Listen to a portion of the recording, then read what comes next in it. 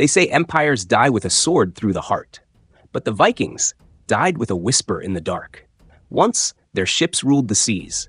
Their gods demanded pleasure and power, and their passion, both in war and in bed, built legends that terrified Europe for centuries. But what if I told you that the same passion that made the Vikings feared was also the poison that killed them? A civilization born from strength, drowned by desire. Their bodies weakened, their faith twisted, their bloodlines cursed. Not by an enemy's blade, but by the thing they worshipped most: sex. Tonight, we're diving deep into how desire, disease, and shame quietly erased one of history's most feared civilizations. And stay till the end, because the final truth about the Viking extinction is not about them.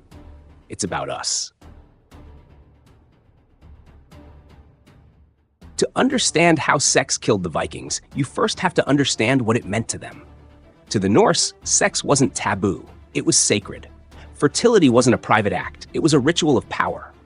Their gods, like Freya and Freyr, weren't symbols of chastity, but of abundance, of harvest, birth, and victory. In the Viking world, a man's virility was tied to his honor, a woman's fertility to her worth. They held festivals where men and women drank, sang, and coupled openly to honor the gods of life. Slave women were concubines. Marriages were often polygamous. Even warriors shared women as tokens of brotherhood before battle. It wasn't perversion, it was religion.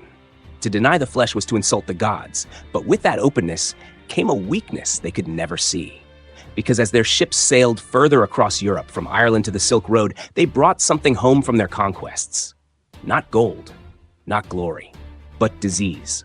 And what spread through their longhouses would prove far deadlier than any sword.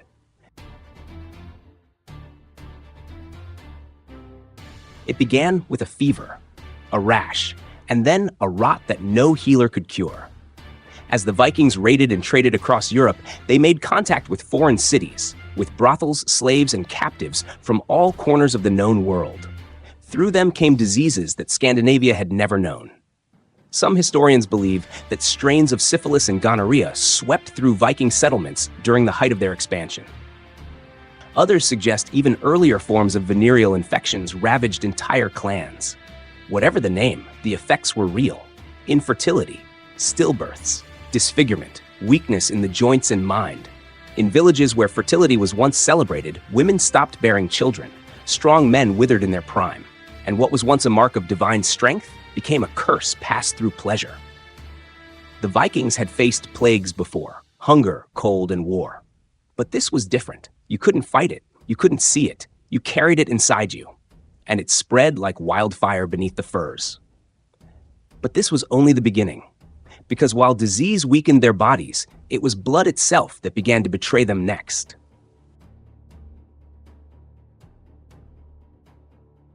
Powerful Viking families wanted to keep their bloodlines pure. They married within their clans, sometimes even among cousins. They believed strength came from preserving noble blood, but isolation breeds decay. As the centuries passed, smaller Viking settlements in Iceland, Greenland, and the Faroe Islands became genetic traps. Raiding killed off young men, disease killed women in childbirth. The survivors often had no choice but to marry kin. In the sagas, there are whispers of cursed families, children born weak, blind, or mad. To the Vikings, it was the wrath of the gods. But in truth, it was biology collapsing in on itself. Their obsession with blood purity, just like their obsession with conquest, had turned inward.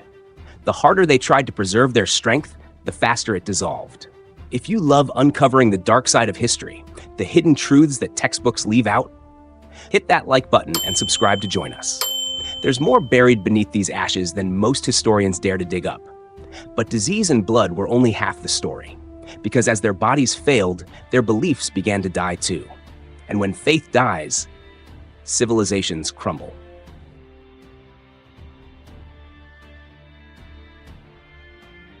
For centuries, sex was sacred to the Norse gods, but by the 10th century, something new began to spread across the north. Something colder, more silent, more judgmental: Christianity. When the first Christian missionaries reached Viking lands, they were horrified by what they saw: naked fertility rites, temple prostitutes, sacred orgies under the midsummer moon. To them, it was blasphemy. To the Vikings, it was life itself. But Christianity was patient. It didn't attack with swords, it attacked with shame. Temples to Freya were torn down. Priestesses of Freya were called witches. Pagan festivals were banned, replaced with holy days. And slowly, pleasure became a sin. The very rituals that once bound Viking communities, that gave them unity and hope, were erased one by one. The men who once saw sex as power began to see it as guilt. The women who once led ceremonies of fertility became silent, veiled, or enslaved to new gods. And with that silence, a culture built on life began to die. But that wasn't the worst betrayal. The worst came from within. When faith fractures, so does loyalty. By the 11th century, many Viking leaders had converted to Christianity, not out of devotion, but survival. They saw the rise of Christian kingdoms in Europe and realized that to keep power, they had to adapt. And so they turned against their own. Pagans were persecuted, old temples burned, brothers fought brothers, villages divided between those who clung to the old gods and those who embraced the new. Imagine watching your world crumble not by invasion, but by betrayal. The people who once feasted together under the same roof now condemned each other in the name of salvation. It wasn't just faith that died. It was trust. It was family. It was everything that made them Viking. And from that betrayal came something no sword could cause, the quiet extinction of an entire way of life. But there was one more twist, because even after the wars ended, desire had one last weapon to use against them. By the end of the Viking Age, something strange began to happen. Birth rates plummeted, families grew smaller. The legendary clans that once filled longhouses with laughter now had only one or two children, or none at all.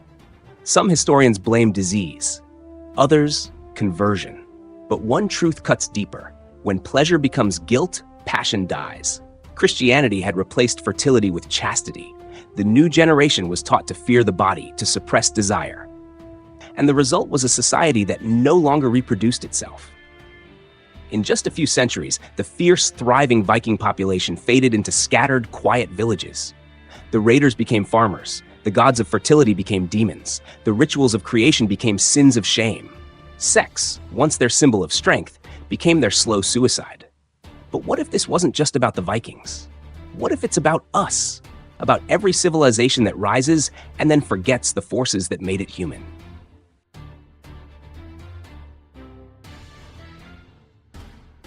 In the end, sex didn't kill the Vikings. Shame did.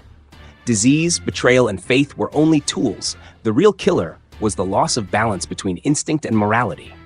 The Vikings didn't fall because they were savage. They fell because they were human. Because every empire that burns too brightly in conquest, in pleasure, in belief, eventually consumes itself. Their ships turned to dust. Their temples vanished. But their story remains. A reminder that what we worship today can destroy us tomorrow.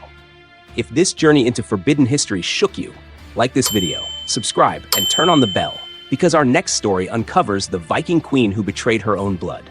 And trust me, that betrayal changed everything. Because in the end, civilizations don't die in battle. They die in the bedroom.